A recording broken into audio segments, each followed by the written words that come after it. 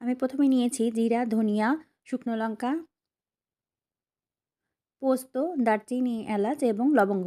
এগুলো নিয়ে শুকনো খোলায় ভেজে আমি গুঁড়ো করে নিয়েছি। এরপরে টমেটো, চারমগজ, আদা, কাঁচা লঙ্কা দিয়ে পেস্ট করে নিয়েছি। এখন সরিষার তেলের মধ্যে আলুগুলো আমি আগে সিদ্ধ করে নিয়েছিলাম সেগুলো দিয়ে একটু হালকা হলুদ দিয়ে আমি ভেজে তুলে নিলাম।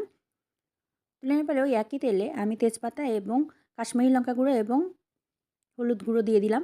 দিয়ে যে পেস্টটা করে রেখেছিলাম সেটা দিয়ে দিলাম। এরপরে ভাজা মশলাটা দিয়ে দিলাম। দিয়ে ভালো করে কষিয়ে নিলাম। এরপরে আমি আলুগুলো দিয়ে দিলাম। দিয়ে খুব ভালোভাবে কষিয়ে নিচ্ছি।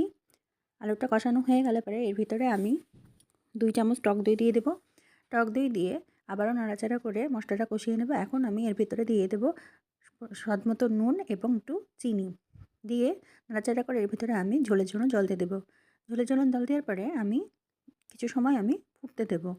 যখন গ্রেভিটা ঘন হয়ে আসবে তখন আমি এর ভিতরে গরম মশলা দিয়ে